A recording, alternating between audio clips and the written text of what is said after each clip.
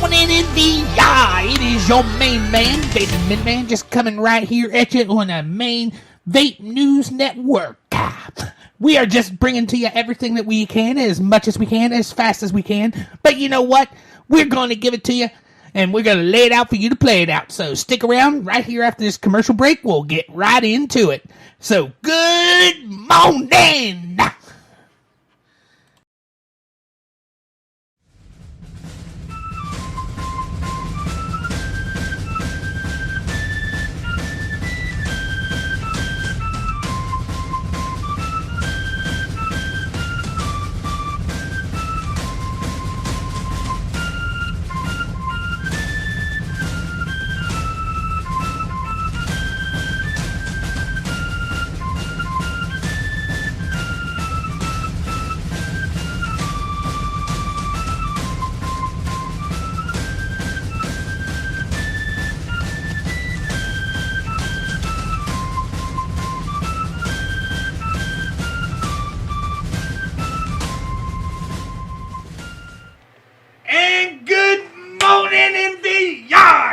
Everybody doing this morning?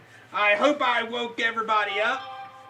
As you see, things are amazing here on the channel this morning because I did get it fixed. I got Zoom to where I can put it straight up.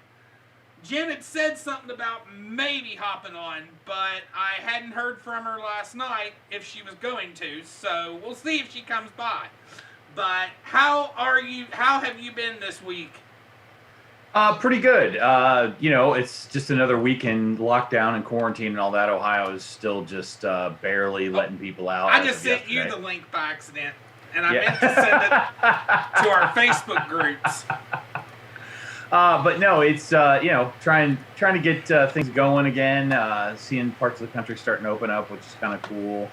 Still don't really feel like we're getting the truth about everything that's going on, but that's just par for the course. But things have been going pretty good. Got the CBD company rolling and got some new products coming out and all kinds of stuff. So we've been working on that quite a bit this week. How about you? What you been up to? Oh, well, yesterday I was sick, which sucked. I'm rarely sick, and I was actually feeling nausea, everything else, but I haven't felt that way since I woke up at like 11 o'clock last night. So hopefully that's all fixed. Yeah. Isn't it weird every time that you don't feel 100% or you cough or you sneeze and it's like, all right, that's it. I got it. And I think everybody kind of goes through that. It's like, every time you cough or sneeze or whatever doesn't mean you've got the Rona. Yeah. It just means, it's just normal life kind of stuff. But yeah, can you imagine being out these days and somebody coughs in the aisle next to you, like you're running for the door? It's not as crazy as it seems. There are just regular things going on. And as the weather warms up, I think we're going to see a downtrend for sure. Hey, Peanuts, good to see you this morning. I'm going to pop out chat so I can actually see it, because sometimes I'm over on the other screen, so I'm going to move it over there. Yeah, I got my phone today set up so I can actually watch the chat, so I can keep up to speed on what's going on. But last week, it's funny, we had decided to do a show because there was quite a few things that we saw after the fact. But originally we were like, well, the only real big news that we have is that they officially postponed the PMTA date, and then we never mentioned it the entire show last week. We just forgot. About what? About the PMTA deadline being moved to September 9th. No, we talked about it.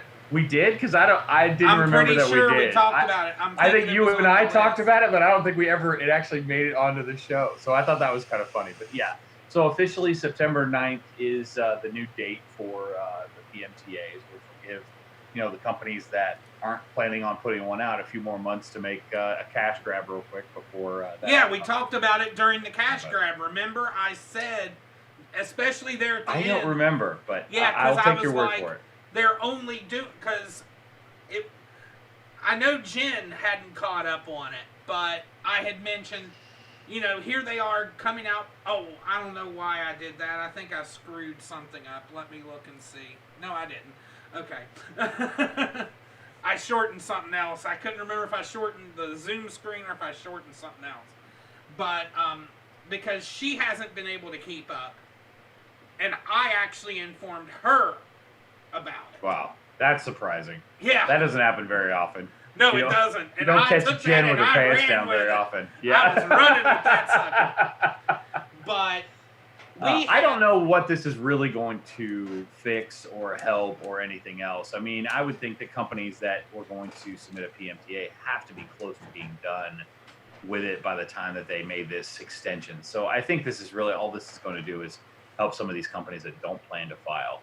Because if you're planning to file, you better be done with what you're doing. Well, there's one already done.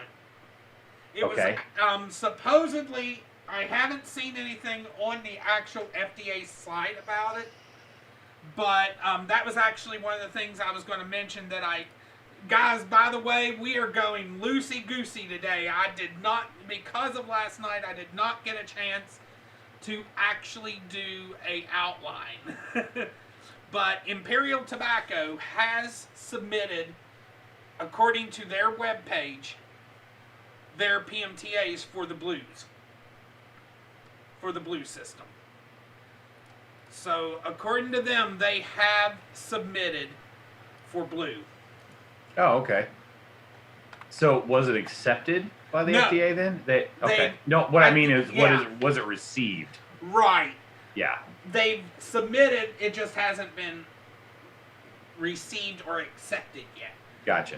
Yeah, there's all these little buzzwords there. It's like, I'm not saying it's approved, I'm just saying, did they accept it? Because that's really one of the hurdles that I guess maybe a lot of people don't know about. It's like when you go to actually, turn in your PMTA, they can decide whether they're going to even accept the PMTA from you. And that's one stumbling block you have to get over. Honestly, I think a lot of our companies when they said they had submitted PMTAs, they may have actually submitted them. They're saying video's frozen. Yeah, it's frozen for some reason. Okay, guys. Your video is frozen. Give me a second. I will get that fixed. You got a pretty little frozen screen there with your mouth wide open. That's cute. Yes. Let me add a new game Let me add the game capture again. And see if I can get it. Game capture. Yep, now it's just a black screen. Capture a specific window. This is how you know we're a legitimate vape show because of things like this. Like every vape show that I watch runs through these kinds of problems. Yeah. Okay, well then guess what? We are going back to what I originally did the original time. Oh, screen capture.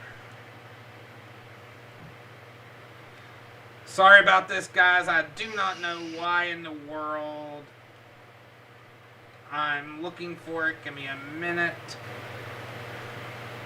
We're going to have to go to stock photos and just look on location. No.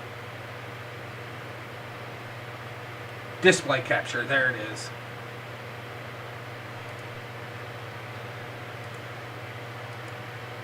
There we go.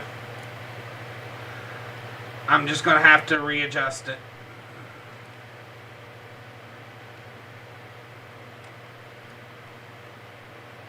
Well, I look like I might be live on there, possibly. Yeah, you're live. There we go.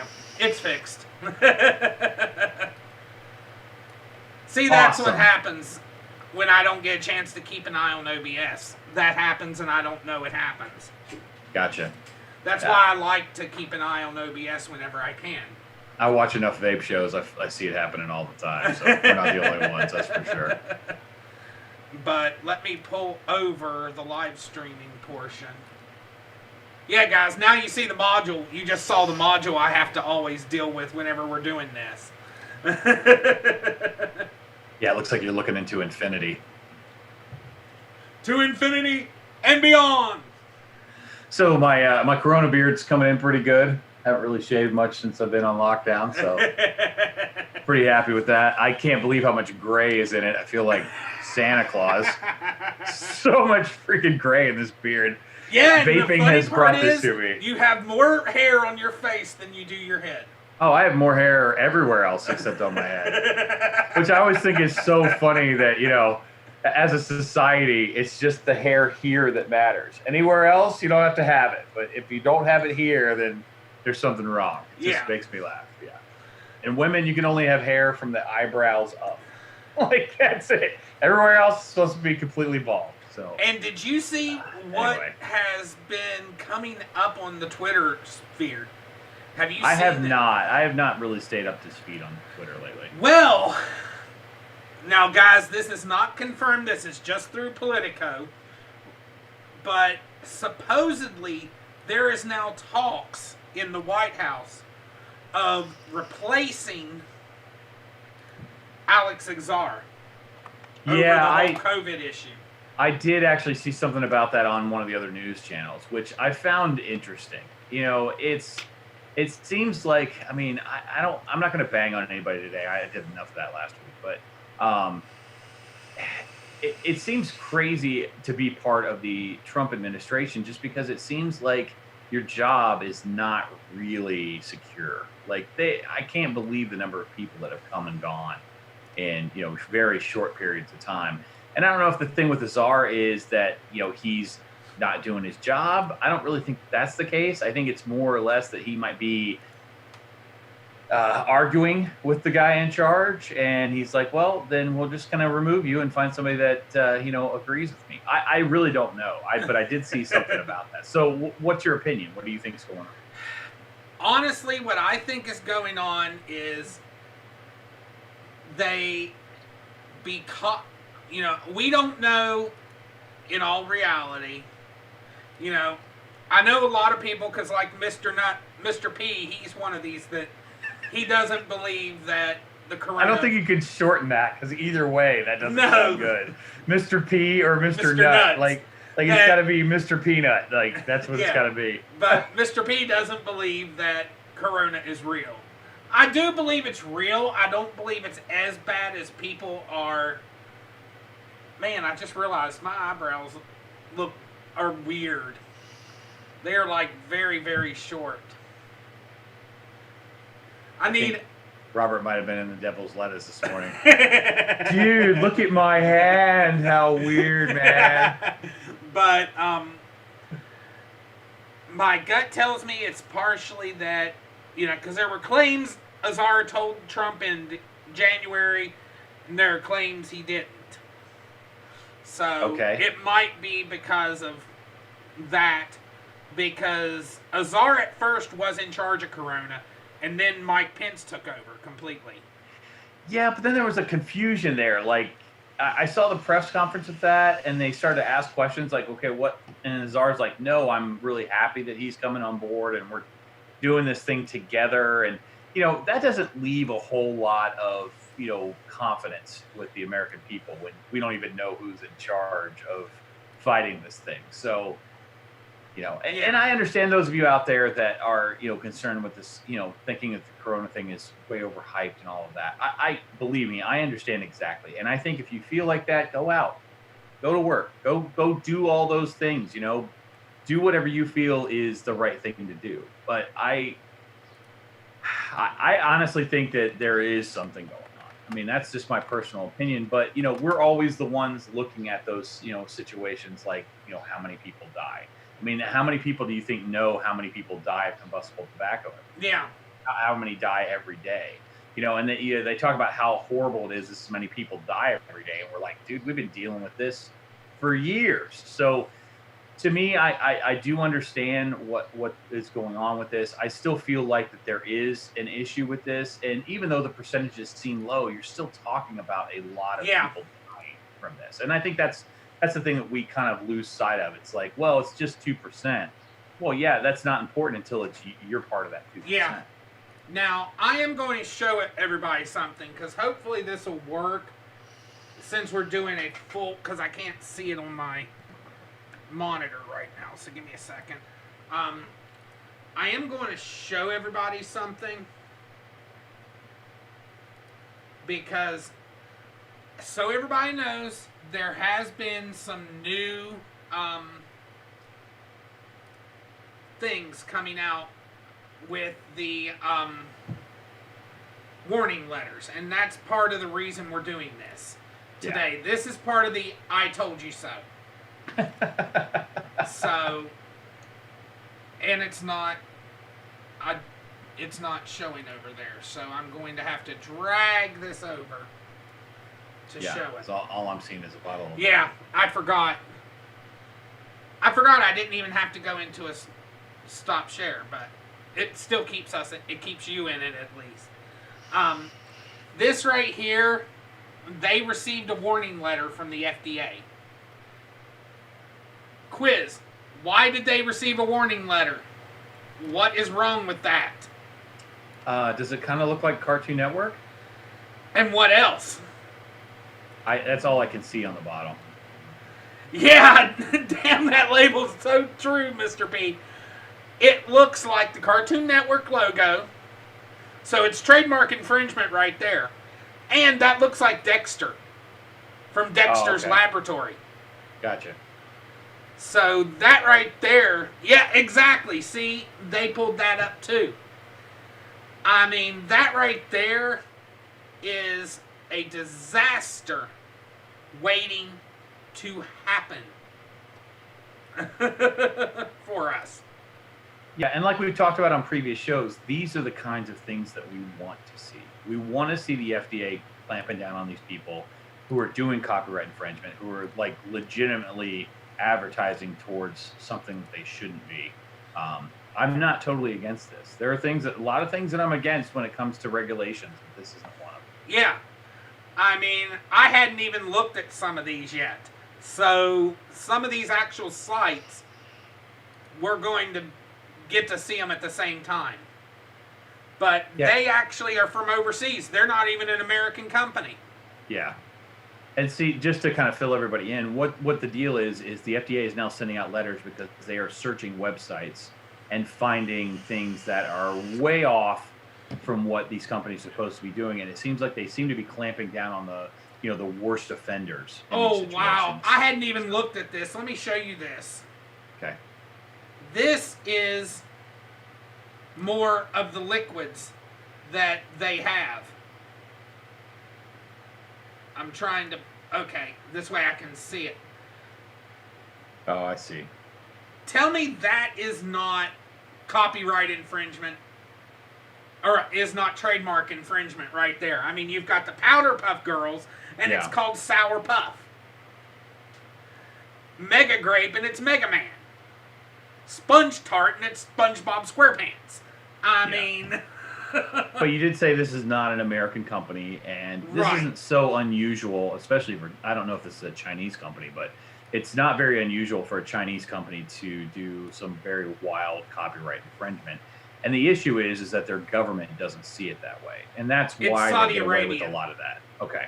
It's a Saudi company. Yeah, they're not under our laws. I actually saw a lawsuit one time where they had looked at Chinese cars because they're notorious for copying someone else's design. And there was a car that looked just like a BMW X3, and the Chinese government was like, well, we don't see the similarity.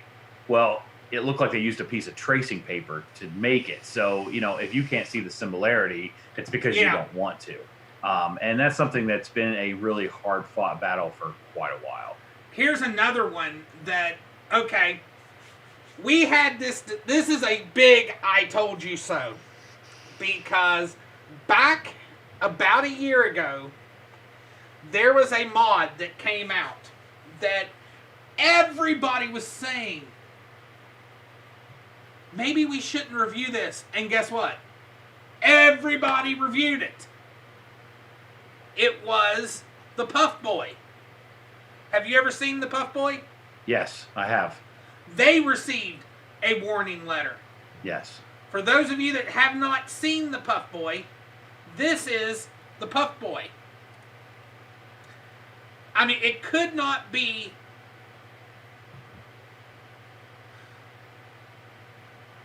any more evident what that is trying to go after. Very true. But the one argument I guess I have about this is that is this really this is a copyright issue for sure, but is this really advertising to kids? Actually, Because it's trademark infringement. Trademark infringement. But there are no kids out there that want a Game Boy.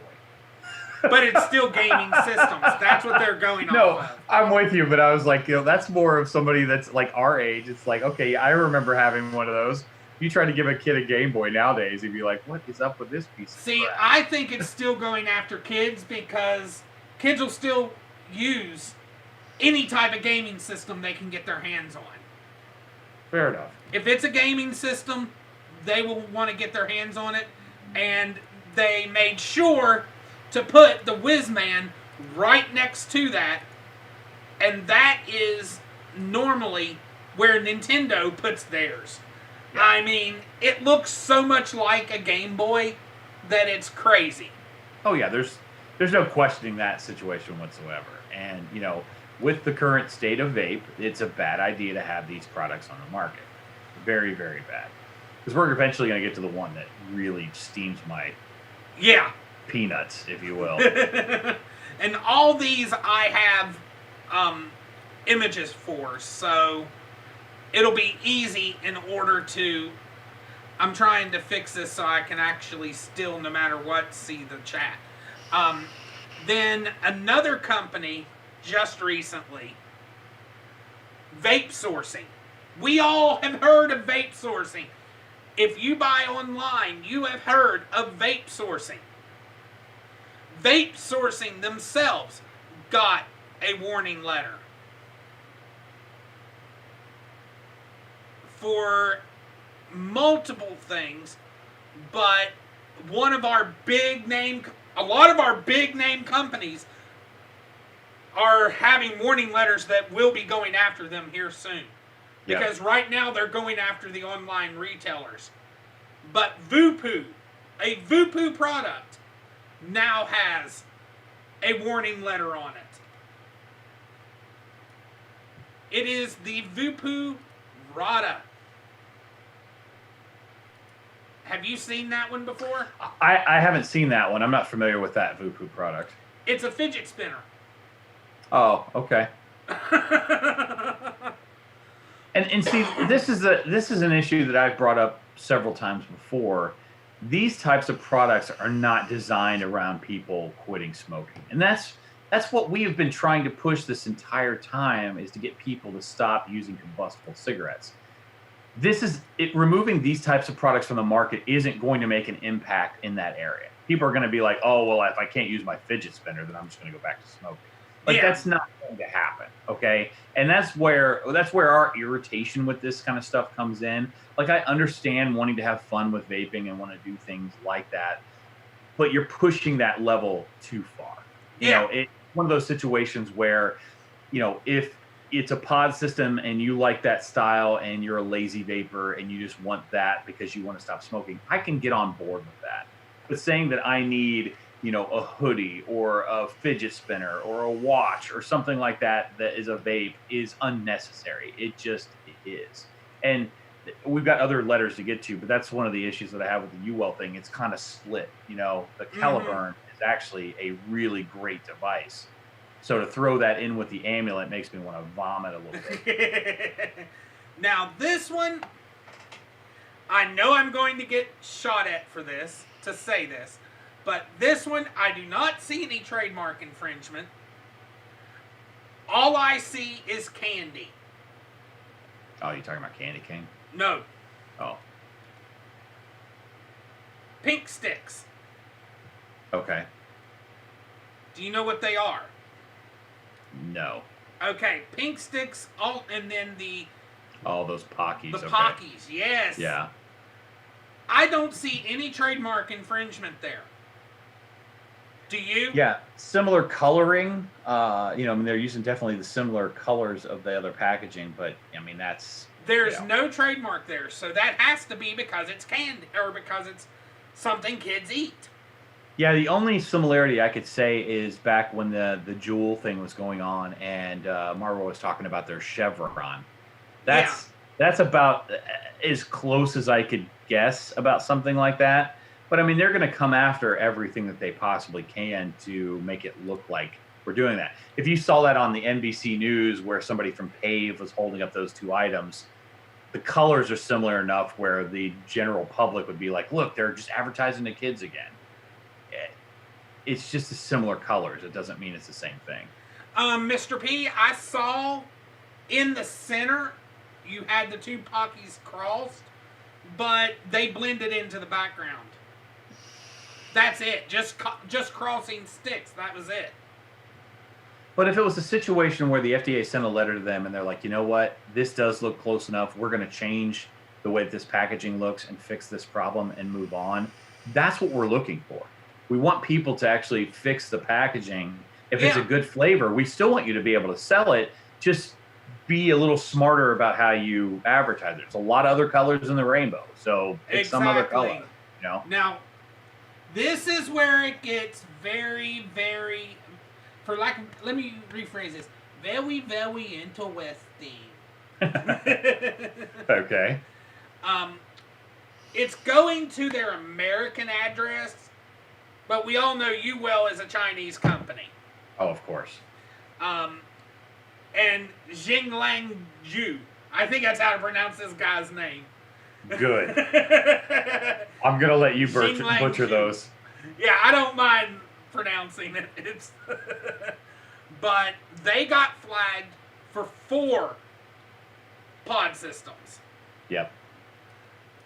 The amulet, which we're going to show that one here in a minute. Hey, Lori, good to see you. The Caliburn, and RC7, good to see you as well. The Caliburn pod, the Caliburn Cocoa, and the Yearn pod. I've not seen, I'd have to go look at Caliburn and Caliburn Cocoa. I haven't seen those. I know both those very well. And the Yearn, I'm not definite of. But the amulet, I know that forwards, backwards, and upside down. Because I have been against that idiotic product since day freaking one. Yeah. I watched a lot of people review that product too, the amulet. And they kept saying, well, if this is something that helps some people quit, I guess it's okay. That's not helping anybody quit, okay? That is just a completely stealth device. I'm going to put myself out there with it. I hated the amulet from day one. When I worked at the vape shop, all the employees, it's like, oh, this is the coolest thing ever, man. I got a bunch of people that want these things. So I ordered like 7, okay? And we sold out of those right away. And they're like, oh, man, we got like a waiting list for these things. So I ordered another 35. By the time I left, we still had amulets. It's a garbage system. It's just completely designed as a stealth item. There are so many other products on the market that are much better, much easier to use, hold more liquid, have a longer battery life. This was just a gimmicky kind of thing, but that's the problem. We don't need gimmicky kind of things in this industry. You don't see Nicorette gum coming out with a Pez dispenser for Nicorette gum, to pull more people in to use it. That's not what we're trying to do, okay? You don't need those kinds of things. I mean, imagine what you would think if Nicorette gum came in a Pez dispenser. Yeah. You'd be like, well, that's ridiculous. On the screen right now, blocking our beautiful faces, you actually see the amulet next to the Apple Watch. And they look almost exact. Yeah, and I'm wondering, anybody out there that actually bought an amulet, tell me you're still using that. Tell me where you're getting pods from. No store's still carrying that crap. It was just a fad kind of goofy thing. Even before the amulet, there was a bracelet that came out that had a big AFK on it. And it was legitimately a stealth device. Unless you actually popped the thing apart, you couldn't even tell it was a vape. And with AFK being on there, which normally means away from keyboard, most people would probably think it was some kind of like stealthy USB drive, which makes it even worse because that's the whole thing they keep saying about Juul all the time, even though I've never seen a flash drive that was this long before. But that's the argument. And all these products do is give ammunition to the antis for them to have things that they can put on a poster board and say, look, vaping is trying to be stealth. Vaping is trying to, sneak this so that our kids can use it. we don't need this. We No. don't need the aggravation. I'm glad to see that the FDA is saying that this is something that's unnecessary. They're not coming after Falcon tanks. They're not coming after, drippers. They're not coming after those kinds of things. They're Not coming yet. after. But they understand that. They have been. But if that was their big concern, they would be coming after it. They haven't written any warning letters yet, but they have requested information on at least one dripper that we know of. And zippity-doo-dah. that was one of Suck My Mod's drippers. Yeah. One of Matt Cully's drippers. Well, and it wouldn't surprise me that the people that are out there that are actually talking and causing waves, those are the people that are going to get hit first. It's like somebody said the other day, we used to call the FDA, and I'm like, I don't want the FDA on my back. Are you crazy? Like, don't even poke that bear. That's just ridiculous. Because they don't know. And if they do know, they don't want to know. They know that these things are helping people stop smoking, but they don't want to say that because it affects so many other things. It affects all, the pharmaceutical side of things. And so they can't do that. The same issue we have with other products in the United States. The reason why people don't want to talk about it is because they know it's going to pull money away. And that's, it was our guiding light. The nudge was the Suck My Mod one. Oh, okay. Yeah, see, I'm not even familiar with that dripper. So. Now, here is the one that I am so happy to see. I don't get excited about a lot of things when it comes to people getting these warning letters, but if many of you remember... If he can say, I told you so, he's going to get excited. If I can say, I told you so, I'm going to get excited with this one. Smack you. Because vape royalty has been the pain in my butt since day one of me being against bad labels. And they are Candy King. I know everybody's heard of Candy King.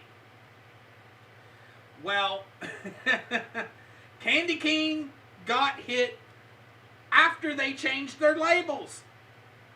Which is surprising, but yeah. Again, they got hit.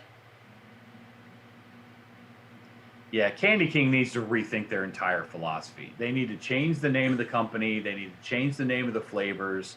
They need to jump out of that. Because if you have a good flavor, it's going to stand on its own. Exactly. It doesn't need all this extra crap that goes along with it.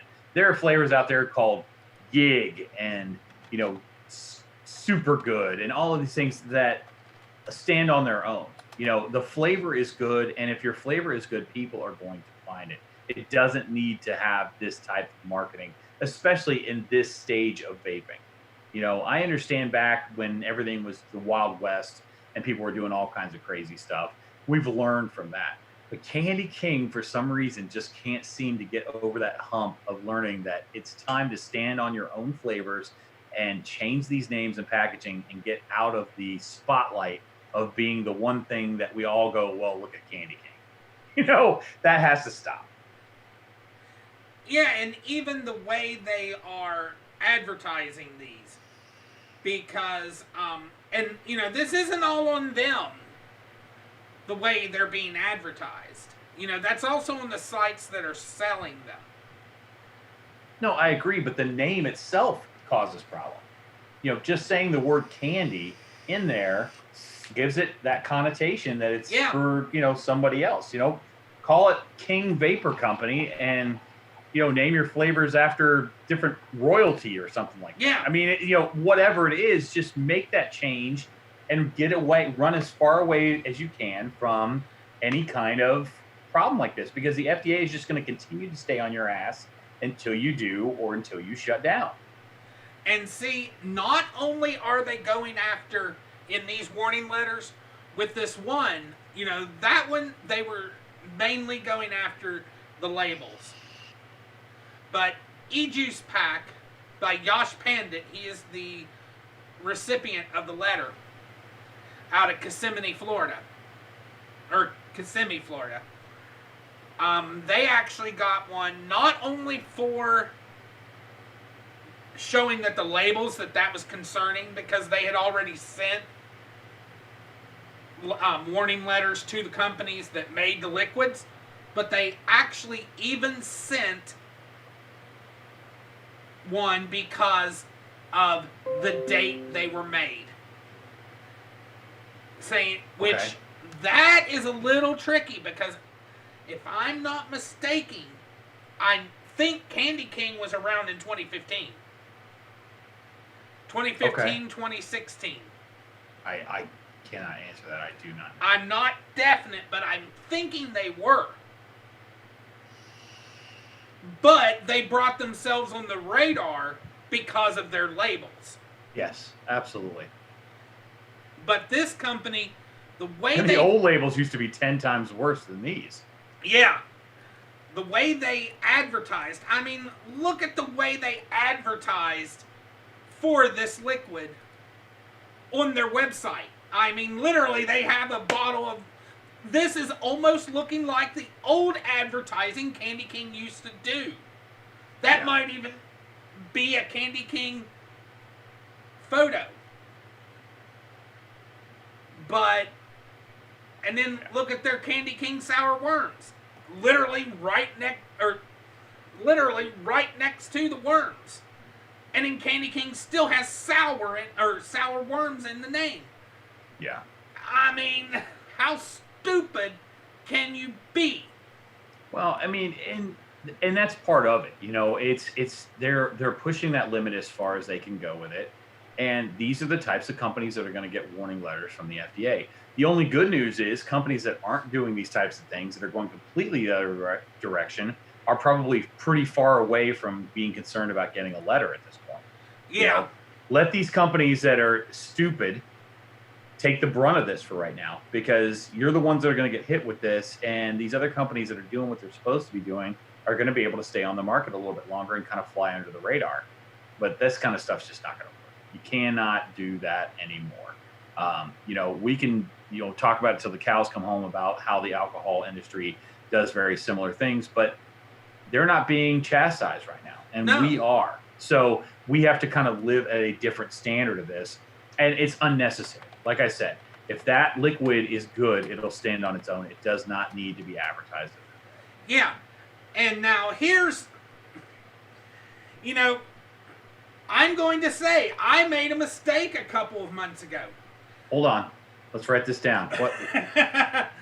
A couple of months ago, I saw a picture of somebody holding an actual thread from a hoodie in their hand, putting it in their mouth to vape through it. Okay? Okay. Well, Vaporware, VAPR Wear Gear, LLC, actually has the blasted technology that they've done it. I'm going to show that to everybody. They've done it in a backpack and a hoodie. I mean, and they got, because it is for use with an electronic nicotine delivery system, guess what? They fall under the same rules as our hardware and our liquids. And this is that argument where people are like, well, whatever it takes to get somebody to stop smoking. Nobody has gone into a vape shop like, I want to give up smoking. What I'm really looking for is a backpack that I can wear that allows me to vape. Yeah. Okay, that doesn't exist. Okay, guys, this is all just trying to be stealthy for those situations where it's unnecessary. I mean, that is absurd. I can see the one instance the backpack would be nice if you're a mouth-to-lunger, because these are made for mouth-to-lung and drawing upon when you draw or when you suck on it to suck to activate. That's the type of devices they're going after. I can see one place that would be good to have, but I'd gladly give it up because of the concealment side. Like if you're going on a hike or you're going somewhere doing something. I mean, but Wendy, the problem is I'm upset just because where it is closed, they can sell to anybody. They don't have 18 and over restrictions for sales on this website. And if a parent were to see their kid wearing a hoodie, they're not going to say nothing. And Wendy, I agree that I think people should be able to innovate, but I just don't feel like this is innovation. No. This isn't making vaping better. Exactly. In my opinion. Kids wear hoodies year round. And I mean, it's a perfect way to conceal it. Yeah, I always make the joke in Northern Ohio, there's a Northern Ohio uniform that is flip-flops, cargo shorts, and a hoodie. I don't know what you're dressed for. I don't know where you're going, but that is a common outfit year-round here. Like, my legs are hot, but my upper body's cold. I don't understand it, but since I've lived in Northern Ohio, it's a constant thing to see. And so like I said, Wendy, I love you. I really, I like when you are in chat and we get to talk and stuff, but I just don't feel like this is innovation. It's not making it more streamlined. It's not making the battery life longer. It's not making the flavor better. It only has one purpose, and that is to be stealthy. Now, that's innovation really that I would support is like the Gorilla Straps innovation that they did when they turned a shoulder holster into a vape holster. Or when Coil Master made an actual vape holster that you could put on your side. Yeah, we sold vape holsters for the Disruptor mod in the store. So yeah, that's like having something for your phone to clip into. I understand that. But that's not for vaping necessarily. That is actually just to hold the device. Yeah. And if that's what the backpack was designed for, to hold all of your vape gear, I wouldn't have any issue. Same here. That's not what it's for, though. It's specifically designed to be stealth. To suck on the tube and then stick it back to where nobody knows you vaped. Yeah. Now, this one is the one that I think is funny, coming the same day as the amulet. Because either the amulet inspired this or this inspired the amulet. But look at this one. This is by the same company, Vapeware. The V Watch. These watches. Well, Wendy, that amulet's going to be worth something because they received a warning letter today. Or, this week. Yeah, and that's a good question. And not to keep banging on Wendy, because we love Wendy, but it's like, how often do you really use your amulet? Or can you even still find pods for it? I mean, it's just frustrating because here we are fighting to keep everything on the market, and some of these terrible things are coming out or been out and nobody knew about them except for the kids. I had never heard of that hoodie until they got the warning letter. And the thing is with let's even talk Juul-wise. When Juul came out, it wasn't because they wanted to be a stealthy device. Okay, I've watched a ton of the stuff. I've listened to the guys that actually started the company. That was not why the device was the size and shape that it was. It was because they wanted to attract people who were smokers to something that was similar in size to like a cigarette or something small. That to me is okay. That wasn't designed as a stealthy device. It became that because it was so small. Yeah. That wasn't the original design. These products are designed to be this thing. Okay, they are designed to be stealthy. That's really the only reason that they even exist at all. Yeah, because especially that. Why would an adult in most situations need a stealthy device? I'll give you a perfect time.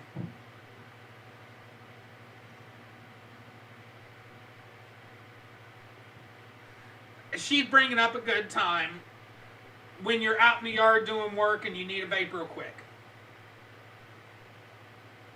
That way you don't lose it. But, I mean, let's be honest. Would you prefer getting rid of something that looks like an Apple Watch and keeping a lot of what we have? Or would you prefer losing everything we have? That's the way I have to look at it. And I think that's the way you look at it too. Yeah, no, absolutely. Yeah, I'm willing to make some concessions for things that just don't matter. I mean, if I can't have an amulet, I can have, something that is similar. What about the Me Pod? I mean, that's similar size to that. It's not going to take up that much more room. And we call it a pocket watch if it makes it, if you feel better about it. But I mean, realistically, it's such a small thing. You can throw it in your pocket. I don't know. It's a difference of opinion, but What did the Me Pod come with? Yeah, a lanyard. And so did the Wii Pod. That little one you sent me. Yeah. They still make lanyards. And if you're out doing things, you can just put it around your neck.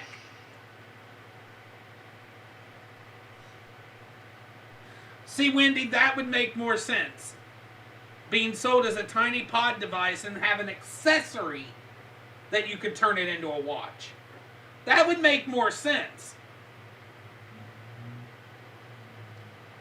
But is it necessary? That's the question that I just keep coming back to.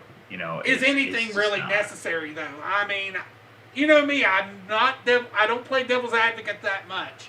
I know. And see, I'm a utilitarian guy, so if it works, then I'm good with it, and it doesn't need to be frilly and fancy and all that kind of stuff. So maybe that's just, I haven't seen a vape purse yet, but I'm sure there's probably something out there that's similar to that. Oh, all the technology that one company had, I think, handbags. Yeah. Let me see if I can pull it up and see. It doesn't surprise me. Because remember back in the day, there used to be mods that you could attach to your phone. It would run off your phone battery, and you could use it that way. Like that, at least to me, thinks okay, you're going to always have your phone with you, so that's kind of something that people would use. But I still think it's in that realm of stealthiness, and it's. I guess if you need something like that, but there's so many small pod systems out there to me, I just don't see the need. They even have hats. I don't know if they're vape hats, but I'm going to look now. I mean, they have hats that hold 2 beers, but it's not something I'm going to wear every day. No, they don't have a vape in it. Okay, I was going to say if they have a vape in it, it's going to be pretty bad. That's a good point, Wendy. All your regulated mods have clocks in them now anyway, so yeah. Okay, fair enough. I've seen quite a few regulated mods that have... well, yeah. And even regulated mods that have a speaker on them. I don't really see that that's an issue because that is, to me, is an innovation. It's okay, I have a Bluetooth speaker on my mod. That's cool, but that's not stealth.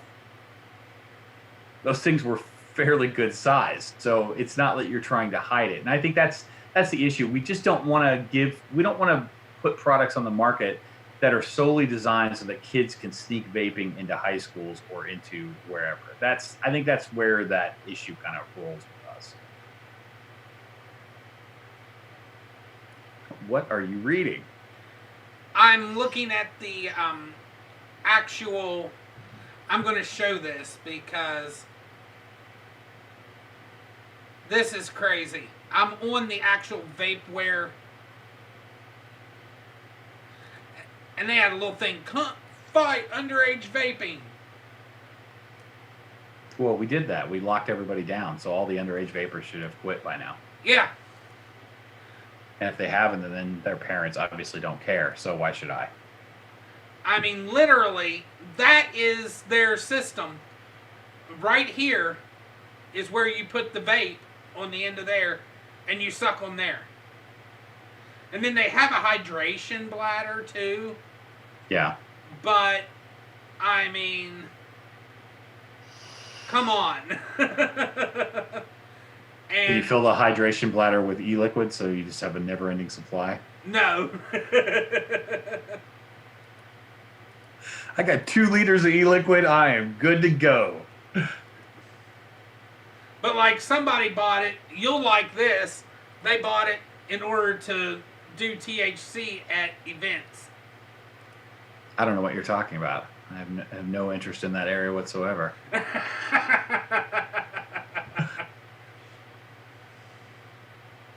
Yeah, there's a lot of that goes on at events, though.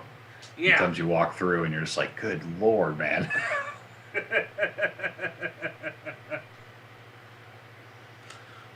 But yeah, I mean, let's be honest, guys. When it comes to this type of stuff, I'm happy that the FDA sent these letters. They needed to be sent.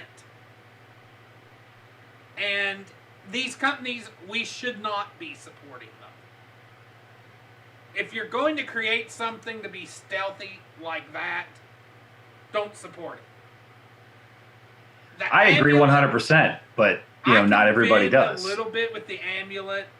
I'm like in the middle because I understand like Wendy's point of view, and I understand some other people saying, well, it just makes it's a lot better, and some of those people who want something that, they don't want to carry around something like this, or they don't want to have something separate.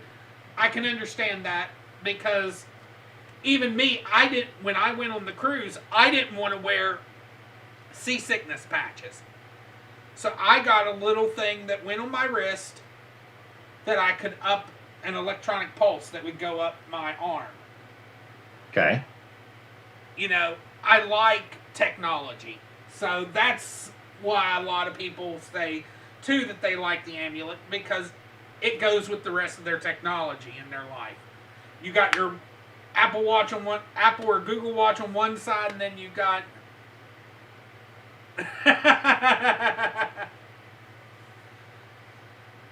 yeah, the Caliburn and Coco, like I said, I'm not familiar with them.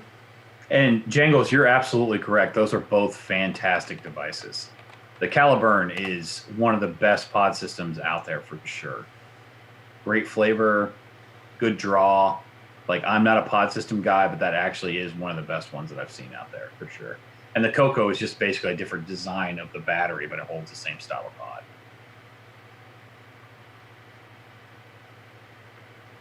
Oh yeah, it's basically just a stick. The one's just a stick, and the one is like the Wii Pod, basically. Yeah. Yep. Okay. But the pods are really good. It's a really good device, and I bet that would help, and probably has helped several people to stop smoking. I'm not against that. No, I'm not a pod guy, but I'm not going to come against pods because if that's what it takes for you to quit. That's great. The only issue is, I think we're talking about nonsense because in 3 months, I don't think that there's going to be a salt nic that makes it, and most pod systems kind of require those high nicotine levels to be effective. So it's all going to be for naught anyway. I mean, no matter how many letters they send out, if there's no liquid to go in them, it's kind of like selling cars with no gas. There's no way to power the thing. Well, you can build as many cars as you want. See, here's the thing. If we can get, and this is why I tell people, we need to get people in there that will actually support changing that grandfather date. It may be too late. A lot of our companies may close and never reopen. But some of the companies will, say for instance, we close tomorrow, and then 6 months down the road, they changed that grandfather date for vaping, and it went to 2016, August 8th of 2016. A lot of those OG companies that had freebase nic down to a T when it came to those higher milligrams, they will probably have money saved back, or they've invested in CBD, and then just like, for instance, Savage. Savage has a CBD line now. They have a lot of CBD. And I love their CBD. I think people would be shocked about how many liquid companies now produce CBD. Yeah. No, I mean, there are a ton of them that made that switch. I mean, Coastal Clouds is another one. They make phenomenally flavored liquids. They're big in the CBD realm now. And a lot of those companies are going that way. Bad Drip, they went that way.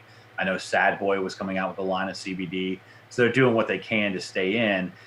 My concern is with the looming PMTAs and the shutdowns with Corona, I think you're going to see a lot of these businesses just close up for good. Yeah. What is that going to do to the cost to the consumer at the shop for liquid in the next 4 months? Is it going to be a supply and demand issue where it's just going to jump through the roof? If we're going to go back to 2015 rates. Yeah. Because you're already seeing that in the DIY realm. Because a perfect example, normally I shop Nicotine River, and I can get a certain flavor that I get for $7 for a 120 of it. None of my places had it that I normally shop. I had to go straight to the manufacturer and pay more than I pay at the other places because they get it cheaper. Yeah. I had to go another place. I had to go to the manufacturer to buy the specific liquid. And I'd gotten some emails from Nicotine River that said that they were like shutting down for certain periods of time. Yeah, they are shut down right now. I can't even go there. Yeah. The one place I have that I go to all the time, they are still open, but they were completely out of the 4 ounce. It was either pay $8 for a 4 ounce or have to up my purchase to a $24 purchase plus shipping and handling and everything for something from them. Yeah, so honestly, I don't care what age you are right now. If you are a vapor, I would be stocking up on liquid because I think those prices are going to soar here in the next few months to the point where it's going to be rough. It's going to be really rough. Yeah. Like I said, we're going to go back to 2015 pricing. And my concern is like all of these devices and pods and coils and things from like sub-ohm tanks and, you know, pod systems. How many of these products are still going to be available in a few months? How many of these companies are just going to, you know, quit sending things to the United States because they don't want to deal with the issue? I don't know. Yeah. And like Nuts said, if you keep using pods, your pods are going to be hard to find. Which I agree with that. Yeah, I really do. How you like my nice little alfalfa sprout? It's great, man. I'm trying to keep it down with my headphones, and it won't stay under. We just need to get you a tiara. This is my Corona. My Corona. But, Hey, just be happy you have hair up there, buddy. Enjoy it while it lasts. See, Wendy, I'm kind of lucky. I still have, well, I have this much left. Where is it? I just had it up here. Because I just made a liquid before the show. I have about oh, there it is. I have this much nicotine right now up in my office. Downstairs in my freezer, I have a full liter. Nuts, I don't know if it'll be the end of sub-ohm. It'll be the end of the sub-ohm that we really know now. And here's the reason I say that. Because right now, a lot of your sub-ohms, like a perfect example, this monstrosity that is the biggest disappointment I've ever seen, the TFV16, which I kind of expected it to suck, but that right there guzzles liquid. This one right here, I filled this right before the show, and it's only about a half empty, and it's only got 5 mil. It's only a 5 mil tank. So I've only been through 2 mils, and I've vaped very often through this show. Yeah, that's because it's the best sub-ohm tank on the market. Yeah, you could get rid of all of them and just keep the Falcon. I'd be happy. I'm surprised you picked up on what it was. Oh, hell yeah. I use that thing every day. Like, and that's the thing. I mean, you're right. There's a lot of sub-ohm tanks out there that will probably die, a gruesome death. Yeah. Because they just will not be able to keep up. And that's what we saw in the shops when the Falcon tank came out. It was hard to sell any other sub-ohm tank. Like he's talking about that Smoke V, that 16. Yeah. It's a the 12 was notorious for guzzling juice. I mean, it had a 12 coil, replaceable coil in it. It had 12 coils in it. It's like, why? That's just I understand there were cloud chasers out there, but that's just insane because the amount of juice you were going through. I mean, those things had like 8 mil tanks, and you were still filling them up every 2 hours. It's like there's no need for something like that. And when it comes to smoke, it's about every 5th product that's actually a decent one. Yeah. You have to. They put out stuff way too fast, and then they just don't do the R&D. They used to be a lot better. Yeah.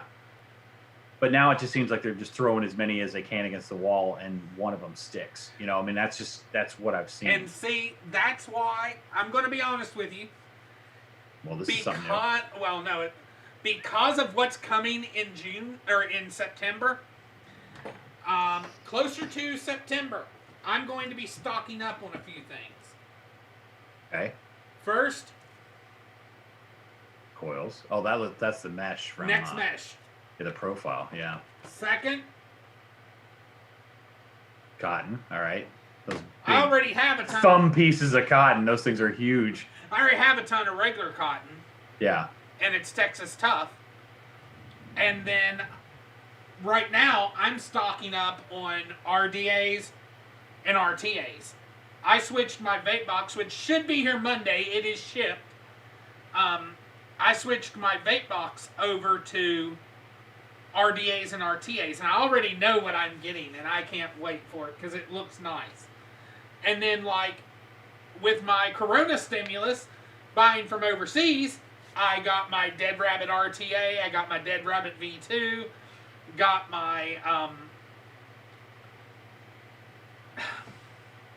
It's glad to see Robert keeping the economy going with his stimulus check by sending that money overseas. I basically just set me up, pal. It's like, how can I say something about that? But see, the thing is, I'm keeping our postal service. Keep that business. Chinese economy going, buddy. Just keep it going. I'm keeping our postal service in business. Yeah, I was really concerned that they might go under. And then I've got the topside dual coming in. Right. I'm surprised you haven't gotten that yet. I hadn't had the money. Oh, that's why I thought you'd already ordered it. That's why I just thought it had come. I had ordered it, and it's been 10 days or over 10 days since it shipped. The last update that I have on here is that it was in Hong Kong and released to a airline. So it's at least heading over the ocean by now. Now, I don't know if you saw this, but I recently saw this, that UPS will no longer be shipping any vape liquid. UPS? UPS has decided that they are strictly not going to send vape liquid. Now, this has been an issue for a little while. Like if you're a manufacturer or a shop, you know that UPS is very, very stringent on this before. But I saw an actual press release that said they will no longer. FedEx has been typically the way that we've went for shipping this stuff. But that just kind of goes to show it doesn't matter what the laws are or what things get put in place at a governmental level. Yeah. If things get shut down at a local, state, or even a company that says we're a privately owned company and we can decide what we're going to ship and what we're not going to ship, this causes other issues. You know, if you can't ship, I mean, if UPS, USPS, and FedEx all decided they weren't going to ship vape stuff, what kind of crimp would that put in the industry? You know, you would have to go to stealth and you'd be breaking the law. You'd be, not saying what's actually in those packaging, because I know if you're shipping things to Canada and things like that, there are a lot of times people will put things on there that aren't the vaping stuff. They'll call it essential oils or, sensual massage oils or all kinds of other things. And is that right of us to do that? I personally am more, I'm a freedom guy, and, I think that what they're doing is wrong. So for me, it's more about what I think is right versus what the law is. But those of you out there that are really sticklers about following the law, this could run into some serious problems. Oh, yeah, it really could. Because eventually it's just going to be like, that other industry where things get shipped through the mail and they get called other things. But, as a comedian once said, FedEx is a drug dealer and they don't even know it. That's very true. that happens because, it's just one of those things that people continue to do because they feel like it's right, even though it's not lawful. And, that's an issue that we deal with a lot on this show and vaping. It's not that it's wrong. It's completely right. It's just no one will, fess up and say this is 95% healthier than combustible cigarettes because it causes problems with the pharmaceutical company. And see, what the funny part is, companies like, a perfect example, Samsung or Sony have no problem selling their batteries to companies that will sell to vape suppliers But they put out something that says this is not to be used in an electronic nicotine delivery system. Right. It's just like those companies that make tiny little baggies for jewelry. Okay? There's not that much jewelry being sold in the United States that you need that many little baggies. You know, it's just, you know, they know what's going on. I worked for a guy one time that owned convenience stores, and he couldn't figure out why he was selling so many of these little 2-packs cigars. He had no idea what people were using them. What? None whatsoever. Yeah. He was like, I don't understand, but we sell a ton of these little 2-pack cigars. And a couple of us guys are just dying laughing because we know what people are doing with them, but They're taking the tobacco out and putting weed in it. Yes, that's exactly what was happening, but he didn't realize that. I don't think most companies are that blind to, you know, that situation, you know. But aren't there some companies that stopped making batteries strictly because they didn't want them used? Didn't LG stop making batteries because they didn't want them to be used as in vape products? I don't think. Okay, I was thinking there was a couple of companies that just discontinued making those batteries for that reason. I haven't heard of that. And honestly, I could be wrong, but I've seen the 18650s used in flashlights, but normally they have a nub top to it. So I don't even know what other products you can use these batteries with. No, these can be used in anything that takes 18650s. Okay. I didn't know if the contact was high enough, because the other ones I've seen that have like a... The problem is, the way the companies, and I hope a Chinese company don't watch this, because we'd be screwed if they did. The only way they can stop 18650s from being used, and 21700s, things like that, from being used in vape gear, is to literally drop the amperage. That's the only way they'd be able to stop it. Because you drop that amperage down to like the 10 amp, you can't use it in hardly any vaping devices once you get down to that 10 amp. But you can still use it in a flashlight. Gotcha. And Wendy, I totally agree. I really hate all the Big Brother nanny crap. I really do. Like, I think it flies in the face of the freedoms that we hold so dear in this country of being able to do things. You know, I always make this statement that freedom of speech means somebody standing on a soapbox and at the top of their lungs screaming about something that you hate. That's freedom of speech. Even though you disagree with what they're doing, you have to believe in the right for them to be able to do it. It goes back to that flag burning thing. I am not a proponent for flag burning, but living in a country that allows that to happen is the freedom that we have fought for and paid for. And I've talked to guys in the military that absolutely hate that. And I'm like, dude, you're fighting for that freedom. Yeah. Like, you are fighting for people to be allowed to do those kinds of things, to make those free choices. Because once you start clamping down on that, then you're going to end up living in Michigan with Whitmer when she's telling you what products in the store that's allowed to stay open are allowed to be sold. She went into Target stores and told them, you can sell food, but you can't sell the spatula and the pan that goes with it. Yeah. Like, that's insane. Like, you can't do those kinds of things. That puts you under that type of rule that we absolutely hate. And I think that that's the thing. People continue to give up freedom after freedom for what they consider to be safety because they're living in this fear situation. And the more you give that up, the less real freedom you really have. But anyway.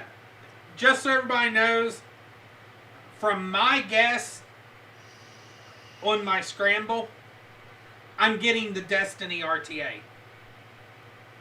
Well, good, because that was a real concern. We were all really concerned you were going to get that.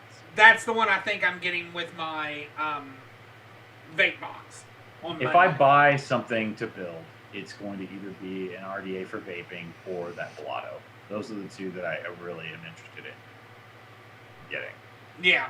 I'm not a builder, but I can feel that might be a necessity, especially with Falcon coils being few and far between nowadays. Yeah, tell me about it. I've been wanting to try to get some because when I was on the cruise, here I am on the cruise, and somebody burnt out their Falcon coil. Okay. I only had 2 coils with me, the one in the tank and a spare. Okay. I gave them one of my coils, because I didn't want them to start smoking. Because cigarettes are readily available on the ship. Oh, yeah, I'm sure. Vape gear isn't. I was going to say, they didn't have Falcon coils on the cruise line? Must have not have been a British cruise line. And probably here in a couple of weeks, I will be doing that video about how to pack as a vapor for a cruise. Because I learned a lot on the cruise of how to pack as a vapor. Because Gotcha. I was actually surprised that the one person ran out of coils. I was like, dude, you knew you were going to be out in the middle of the ocean. Why did you not bring spare coils? But, I mean, that kind of goes back to what I dealt with at the vape store, where people would come in and buy single coils. Yeah. Like, dude, you're going to need more. Just buy a pack. They only come in packs of 3. It's not like I'm asking you to spend $200 on a pack of coils. Yeah. You know, it's like $15. Like, buy a pack of coils. Even there's another show where the guy actually works at a vape shop, and that's one of his biggest complaints. He's like, we'll stay open for this coronavirus thing, and somebody will come in and buy a coil. Yeah. Come on, you're gonna go through that in a few days. Like, buy more than one. But you're right, people a lot of times they just don't think ahead on that, and he probably would have went back to smoking had you not given it to him. It's just kind of sad because what would you have done if yours had burned out? Well, I was smart. When I was on the cruise, I had my Freemax Fire Luke mesh, and I had my Falcon. Those were my 2 tanks. Okay. Then I had 3 RDAs with me. So I had plenty. I knew I had plenty of ways to vape. But I took the 3 RDAs because of me reviewing. I was going to say, yeah, Dangle. I have heard some good things about the Dang, but every time I hear the name of that RDA, it makes me think of Joe Dirt. And I don't know if I want a Joe Dirt RDA. It just makes me laugh every time. I'm like, if Joe Dirt was a vapor, he'd vape the Dang. Well, I'll tell you right now, if you buy a rebuildable, you can't beat the Drop Dead or the Dead Rabbit. I had a Dead Rabbit and I gave it away. Why?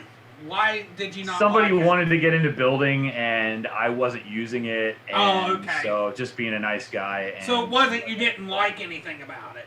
No, not necessarily. No, but I don't have a ton of experience with it. It seemed fairly easy to build on, so that wasn't the issue. I just can't seem to find an RDA that I really like. I mean, it's acceptable, but I always seem to end up going back to my sub-ohm tank because I just don't seem like I'm getting the build that I want.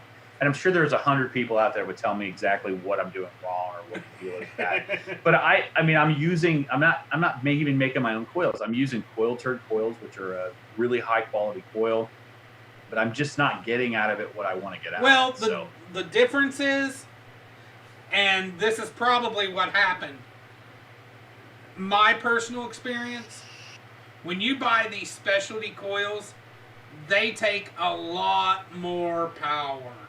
It's the same resistance, though, that I have in my sub-ohm. That don't matter. It's a 0.15, 0.15. It's like that. No, it doesn't. No, because you've got more metal that's having to warm up that you're needing to warm up in the same amount of time. Like right now, I've got a 0.2 at 66 watts. Yeah. If I had a 0.2 with an RDA, I'd be close to 100 watts. 100, 120. You always I just don't like that hot vape. It's not as hot as you think because you got to remember an RDA has a lot more airflow coming in. So it cools it a lot more. But I just feel like I'm going through batteries so fast with it too. It's like if it's not a full charge, I don't feel like I get a decent hit on it. I'll tell you as soon as it comes down a little. That vapes at about the right temperature for you. And it's an RDA. And did you tell me you had a topside? No, I don't have a topside. You need to get a topside or a topside dual. Yeah, the only it's not even really unregulated that I have is the Foose. This combo right here is amazing. Yeah. The profile with Next Mesh and the Wotofo cotton. could probably get on board with a profile just because I like mesh. So yeah, the profile with the next mesh, because literally. What's your resistance on that? It is a 0.14. Okay, I thought it'd be higher. No, it's a 0.14, and I run it 72 watts. It can be ran as low as 60, but I gotta change coil and cotton. Yeah. It works amazingly at those low wattages. That's just a single battery one, correct? Yes. Okay. So, I mean, what kind of battery life are you getting out of that if you're using it as your primary? When I use it as a primary, I can get almost a whole day. Oh, wow. Okay. That's surprising. I use 21700s. Oh, okay. Yeah, I actually have a 21700 mod called the Zenith that I haven't even unboxed yet. But and it's set up. It's got a dial in the front, so it actually changes the voltage instead of the wattage. But literally, when you build it, you got to have this little thing right here. Yeah. Oh, I've got all the tools and stuff. No, this comes specifically with the profile. Oh, okay. Because in order to bend it the correct way, you want to bend it over this so that it doesn't peak up. Okay. Because it can bend in one little spot, and that spot start getting hot spots. Mesh can be tricky unless you get used to it. Like the first couple times, it might be really tricky for you. I am not familiar with the Wasp. The Wasp is really good too. I have the Wasp Nano. Okay. RTA. And I'm honestly thinking about if I go back to building like regular coils, I think I'm going to go to a single coil. I think I would probably enjoy that a little bit more. The dual coil just seems really hot to me. This right here. And then I'll be able to tell you how well the profile Unity is after I get it, because it's made with the same mesh technology. And guys, it's not that I don't know how to build. I know how to build. But I worked on cars for like 25 years of my life, and the last thing I want to do is build and fix something else. Okay? I've had enough of fixing other problems, and it's just so much easier for me to screw a coil into the sub-ohm tank and move on with my life. Yeah. So, but I understand, the way vaping is going, and if I have to go back to, building stuff, I definitely will. I just got to find something that I actually like. And that's the nice thing about vaping, is because there are so many options out there. You can fine-tune something to something you really like. It doesn't have to be something that, is just standard like that. I just don't feel like the watch and the hoodie and all of those things are innovating. If you're building an RDA that's got better airflow or better flavor or whatever, to me, that's where the innovation is. Hold on a second. I'm going to do something. What are you going to do? You're going to show me your keyboard? No. I'm going to show you how easy it is to build the profile. Literally, I'm going to, while I'm on here, because I've needed to rebuild this anyway, I'm going to show you how easy it is to rebuild the profile. Well, thank you, Robert. Open up your clamps and take out your old mesh and your 10 tons of cotton. I've never seen an RDA use more cotton in the profile. Like, I'm sure there are probably ones out there that do, but oh my God, that thing uses a ton of cotton. I'm glad cotton is cheap. Okay, I'm going to have to use my... Okay. Let me switch... Well, that's a pretty rousing... wow, I'm just lost for words this morning. But that's awesome, Wendy. If that's been your everyday since you got it, that's a pretty good thing to say about that company. Okay. What'd she say? Oh, she said, yeah, the Wasp Nano is my everyday RDA. I haven't put it down since I got it a couple years ago. I love it. I also love my Poet for mouthful on, which I'm not even familiar with the Poet. Boy.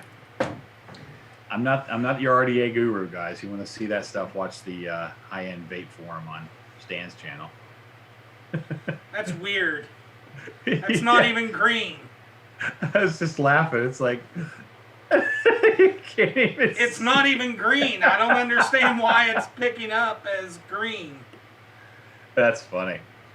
Scissors are red, white, and blue. The tools red, white, and blue. Everything's picking that up. While I'm doing this, I'll turn off my green screen. Then everybody won't be fooled. They won't know what's going on. Guys, this is how this show goes sometimes. You know, we do a lot of political stuff on here, but occasionally we get a little sidetracked. There we go. So now we're doing some, setting up a device. Oh, now the green screen is your desk. There we go. Okay. So you're taking this apart, or are you putting it together? I'm taking it apart first. I can't really tell in here, but that cotton looks really clean. And guess how old it is? 7. I don't know. Well, let's just say this. I believe it's about 3-4 months old. At least. Yeah, I always like that spring-loaded situation in there, too. That was a great concept they came up with to help keep that cotton pushed Hold on up. a second. They can't see it because I've got these 2 screens up. Durr. Okay. Then what you do is, normally I would use my tweezers, but I can't find them. You take this, and you just bend it over it. What kind of cost am I looking at on a wasp or a poet, Wendy? Just curious what kind of money those things get.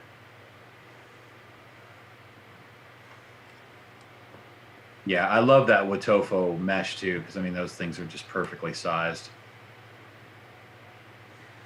You mean the Watofo cotton? Next mesh isn't Watofo. Yeah, sorry. That's that OROF or whatever it is. OFRF, yeah. So I've seen people build this before, and it looks like you're putting your mesh in completely before you put your cotton in. I've seen other people where they'll actually put the cotton in and then wrap the mesh around it. Yeah, I do it this way because to me this makes more sense. Wow, $90 for an RDA. That seems a little. That's definitely a little pricey. Yeah, but a wasp for $20. That seems like right on. That seems like right down my alley. And of course, when I don't have my tweezers, this happens. Which I'm pulling this off screen for a couple minutes. Yeah, those little screws, fat fingers, little screws don't go together very well. That's for sure. Wow, $13. I think I can handle that. All right, Wendy, you're gonna see me vaping one of those here pretty soon. I'll have to order one and put it together, and we'll see how it goes. What? She said most places have the Wasp Nano still available for about $13. I could definitely get on board with something like that. Now, is there any big issue if I want to use that on my regulated mod? No. So I think I'd much rather prefer to do. I just have so many more regulated mods than unregulated. Glad you can't see me because I'm right now sticking my tongue out. You got to concentrate, Yeah, my tongue is part of concentration. I used to fish with guys and say if you didn't catch a fish, you just weren't holding your mouth right. So I totally understand. There we go. Then pull this out. Normally I would use my tweezers to tuck this. Yeah.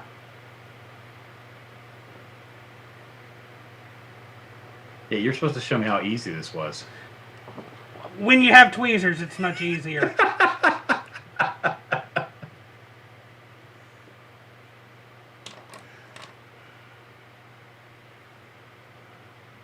So when you have your finger on the mesh like that, that's when you press the button to make sure it's heating across. That and to remove your fingerprints. And then what I do, I run this tool over top of the mesh to try to take away any spikes that I might have, which I do have a small little spike. Okay. Oh, crap. And I just pulled it out. I didn't have it in tight enough.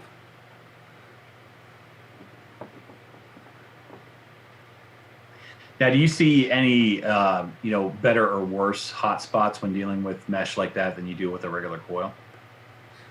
If it bends, that's the key. So like this one might have a hot spot.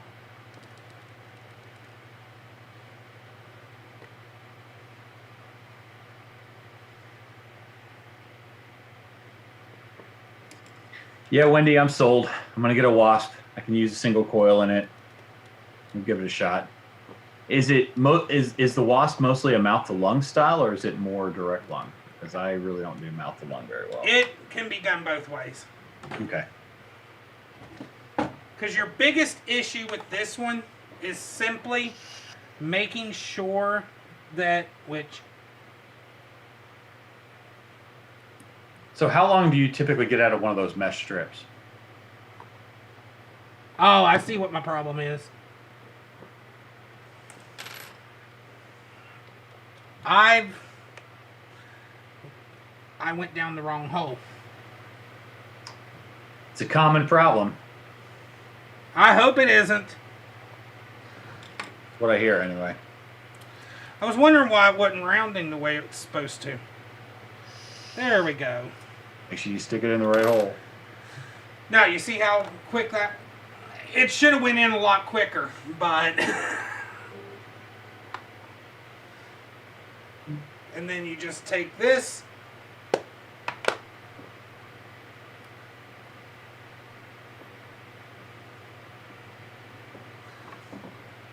Literally. Yeah. I know those suckers use a lot of cotton. Look at the size of that cotton going in there. And my scissors are downstairs, so I can't cut it and everything. But literally... God, that is string on the end of it. You continue and I'll run down and get my scissors. Okay, guys. Well, today we're doing some building on the Good Morning with Vaping Minuteman and Anthony Ramella. Well, let's talk about something else. So if you guys don't already know, I have started some new things, popped up a new YouTube channel called Dr. Exotic CBD. If you have questions about CBD, whatever it might be, we will answer your questions. And if I use your question on the show, we actually send you some special CBD stuff, which is really cool. I do all kinds of questions. It's not limited to anything specific. We've done, is CBD legal? How does it deal with your monthly cycles? How will it, help you deal with stress of having the kids home during lockdown? So there are all kinds of things that we can talk about, because I think there's a lot of misconceptions about CBD, and I think there are a lot of people out there that have questions. They don't know who to ask, or maybe they feel embarrassed about asking a question. So there's a YouTube channel. I also do it on Instagram at Dr. Exotic CBD. I usually put them on my own Instagram at I'm Anthony Ramella, which is actually the name on the bottom of my screen here. So if you guys haven't followed me, I would really like it if you did. But more importantly to that, if you have questions or someone in your life that you maybe have a question for, by all means, please ask me, because we definitely will answer those questions for you. It's a little bit of a different format. It's an animated kind of show. I have a face for radio, so I thought maybe we might go a different route and actually do something that was a little bit more entertaining.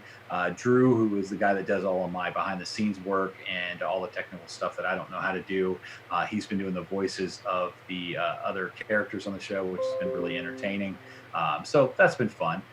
So, if you guys have been doing anything else in a lockdown, or if you have any other recommendations for me as far as an RDA, I would definitely take those recommendations, because, I want to see what people like, especially somebody who's lived with something for a while. The reason why the wasp interests me is because Wendy says, she's used it for a couple of years. To me, that says that it's something that could be for me. What I really get irritated about are people that do reviews for stuff they've had for like a week and tell me it's the greatest thing ever. Okay, we all have had devices that were great for the first week, and then you get a device that looks like this because your skin is literally taking the coating off the outside of the device. So those are things that are kind of an irritation. Smoke was notorious about the longest time. They'd make these beautiful paint jobs, and then they just wear off in a matter of no time. So, we do this show because we want to keep people informed about all kinds of different vaping things. We end up being on the political side of things, typically most of the time, just because, not a lot of people are out there talking about it because it's not sexy. You don't get a lot of views from people on the political side vaping stuff. So he'll be here in a second if you didn't already hear that. They had to run downstairs because it was important that he showed me how to build a profile. And, if you've never built one before, I have vaped on several profiles, especially doing liquid tastings and things like that. And the flavor off of these things, I think, is phenomenal. But they do use a buttload of cotton. And the reason why that's important, if you notice, like when he was building it before, there's a little piece in the bottom of that actually is spring-loaded, and it keeps that cotton up against the mesh. Dry hits off mesh are some of the worst things you could possibly have. So having the correct amount of cotton in there is important. It looks like he's got too much in there, but believe it or not, that is actually the amount that they recommend to put in there. So, when you're making these things and when you're building them, this is a completely different wicking style than a lot of the other RDAs that are out there. You've got to find that one thing that works for you, and that's what I like about vaping. You kind of customize it to whatever you like. So it looks like he is back now, and he's going to cut some cotton and then juice this thing up. I do like the squonk, version of this, being able to squonk this profile, because that will actually keep it a lot more saturated, and you're going to get better flavor and some dry hits. Using the profile without a squonker is, I don't want to say difficult, but it's definitely something you want to keep up on, because you definitely don't want that to get dry. That dry hit off of mesh is just horrid. Horrid. Hey Joe, what's happening? Thanks for joining us. Probably not going to be on here too much longer, but I never know what the old Minuteman's going to pull out of his toolbox over there. All right, so we're trimming down the cotton here. Just trimming all the angles off of it here.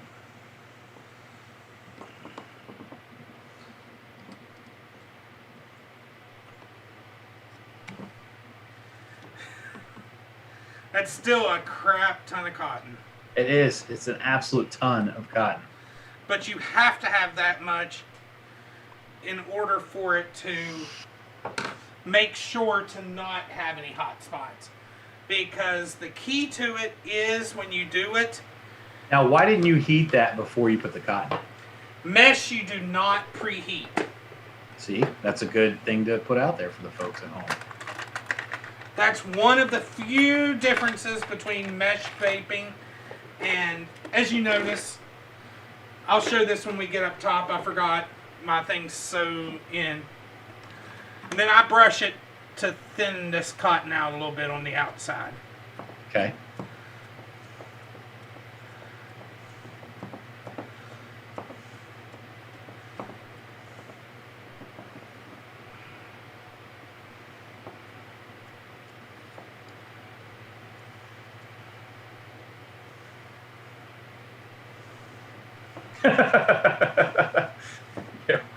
Wendy has had some bad experiences with dry hits on mesh.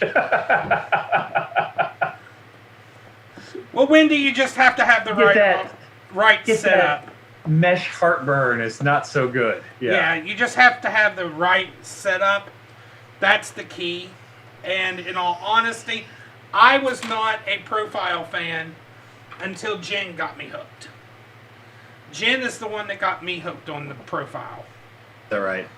Yeah. So now he's ever so gingerly shoving that cotton down in there. Get in there! This is why whenever I do up closes on a review, I go into montage mode, because I don't talk a lot whenever I'm doing it. Yeah, you're concentrating. I'm trying to do the play-by-play. All right, we got cotton on this side, and it's going down in there, and we're going to go over to the other side and shove that cotton down in there. And what kind of liquid are we going to use with this when you're all done? I'm probably going to pull out my Fonzie, my Fonzarello. Is that flavor called Jump the Shark?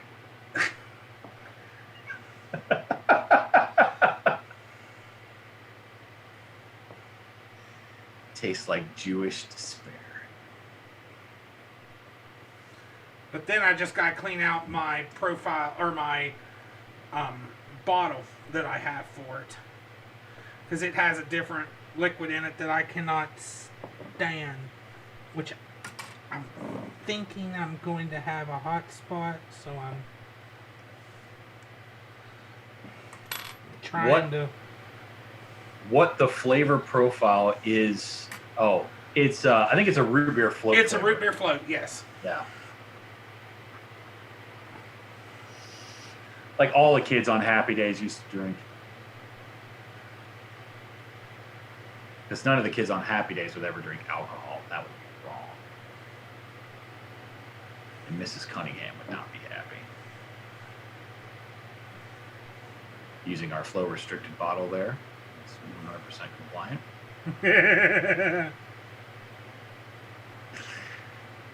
Sarcasm, sarcasm, sarcasm. Okay.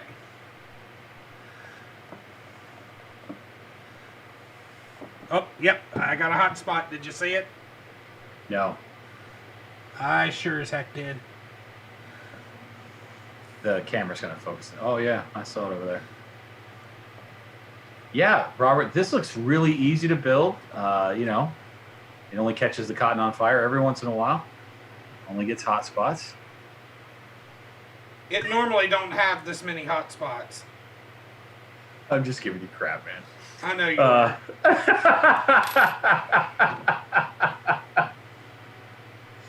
Yeah, let him take that off camera so we can fix the problem, then he'll put it back on there and show you.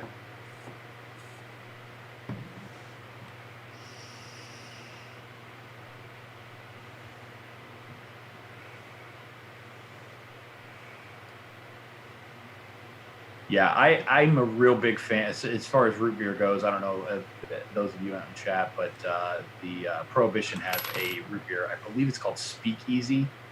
That's a really excellent root beer flavor for sure. Robert only likes his own liquids, so unless it's something from, I can't even say the name of the Batman ones. Something in Spanish. The Sabores del Encanto. There you go. He just likes saying it, so I wanted to lead him in for that. But I don't like coffee either, so that's just two things that are just going against me on that particular line. There you go. All right. And the way I fixed it was just running this over top of it. Okay. Pushing like strumming it into coils. the cotton. Kind of like it, but okay. You're pushing it into the cotton. Now, how long will that build last you, like, typically, if you're using it as your primary? Do you switch it out, what, once a week, once every 2 weeks? No. Okay. The last one I had lasted me... I mean, I had it built... I think I actually built it in December. Oh, wow. Yeah, I think I built it back in December. So how often are you changing cotton? Never. Really? I Wow. rarely change cottons. Okay. I would figure with all the different types of liquid that you want to change your cotton out to get more of a true flavor. Sometimes, yes. Now, if I'm doing a regular coil, yeah, I change cotton out more. Now, I'm dripping it right now just because I don't have my bottle cleaned. Gotcha. So how many hits do you get off of that before you've got to re-squonk it? It varies. Sometimes. Well, of course it varies, but, you know, give me an average. 3 hits, 4 hits? If I'm vaping it at 65, I can normally get about 5 or 6. So, folks, you get a little opinions, you get a little news, and you get a little building tutorial today. So, something a little bit different. Yeah, I mean, you know, thing is, I'm not a professional builder. I've never claimed to be, and this is the first time I built it on camera. So I know I screwed up when folding it, but you can. That's the thing with the profile, you can fix it real easy. Steven, what are you reopening on Monday?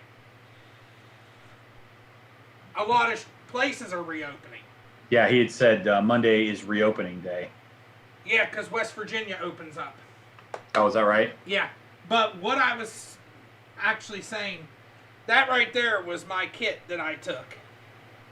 Oh, okay. I had 2 or 3 tanks over here. Oh, no, I think I put batteries over here. I put all my tools up here, all my cotton over here. No, tanks were over here. And then coils were blended in, like right there's some of my Freemax coils. I had Falcon coils here. Now, is it like when you're going on an airplane, are they checking all that stuff as well, or is it a little bit more relaxed? No, it's a lot more relaxed.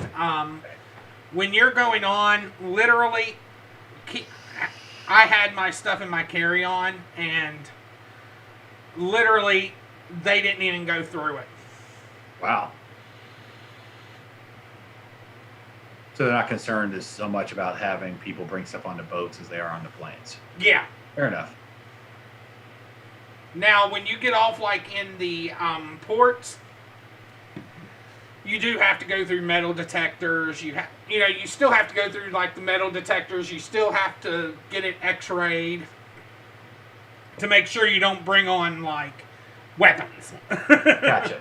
Which, guys, September, I'm going back on another cruise, same ship. So hopefully they change the show before then, especially with the Corona situation. Taking a cruise over to China, pick up some fake gear. I wish I could. So we're coming up to the end of the show. You got anything coming up this week? I still have those 2 reviews, I think, that I have to post there, and then probably Monday when I get my vape box, I'll do a live for the vape box unboxing again. Very cool. If I do, it'll be probably about 4 o'clock.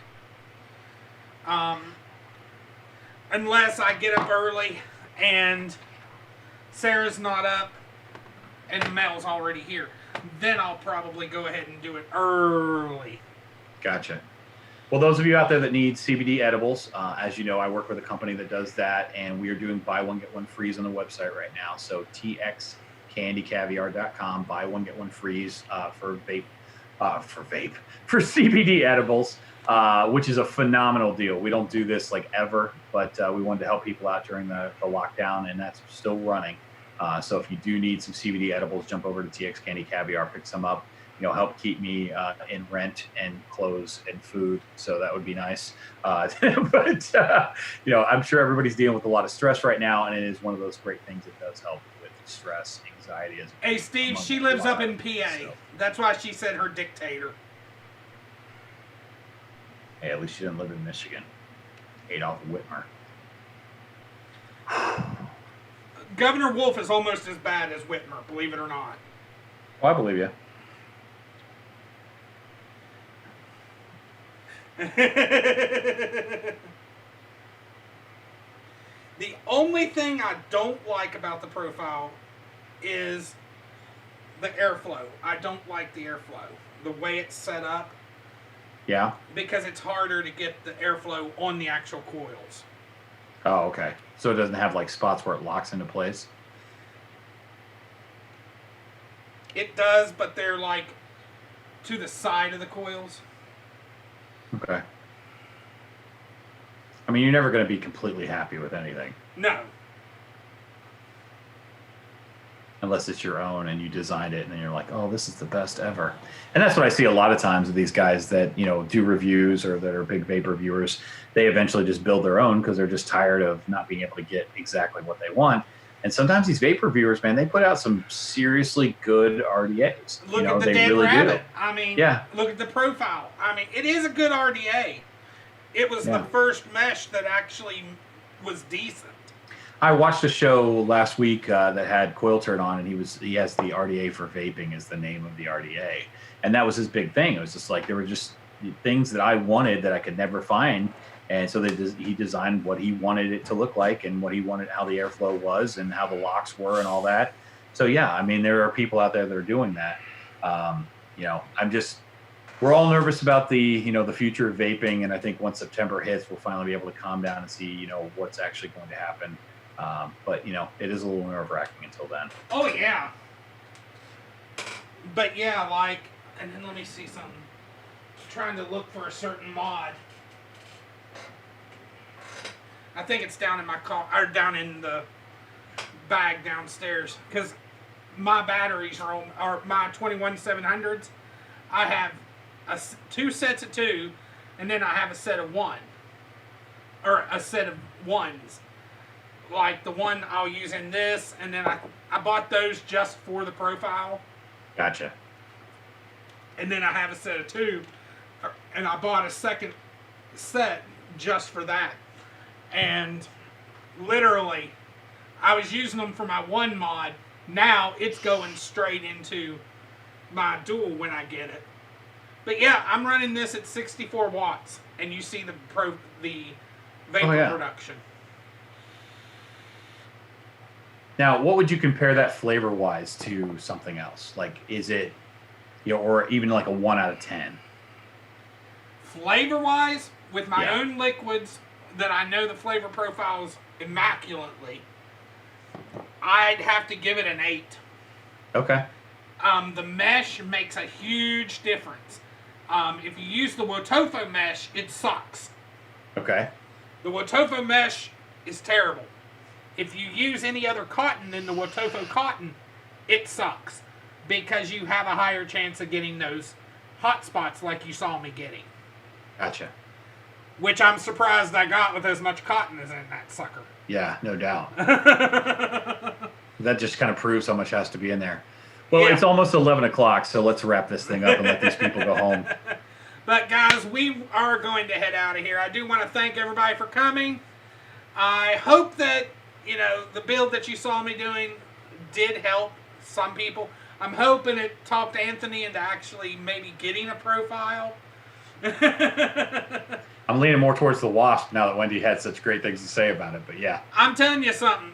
When I get this, the Wasp, I like the RTA. I can't tell you much about the RDA, but Jay says the RTA was very close to the RDA. Okay. So, and the flavor's decent, but I think the flavor's 10 times better on this, in all honesty. Because mesh is the future. Do you think there's another RDA out there that's better flavor-wise than the profile? There's a couple there's like 1 or 2 that's on par with the profile. Okay. But, I'll tell you right now, I can't say the Dead Rabbit or the Drop Dead are better than the profile, but I think they're all 3 on par with each other. Fair enough. And that's why I'm thinking that's why I got the profile Unity, was because my gut tells me they're all going to be, because I believe they're using the same mesh setup and everything. Gotcha. So I wouldn't doubt if it's on par with them too. Cool. All right, guys. Well, we'll find some more vape stuff to talk about for next week. Until then. But we will talk to you guys later.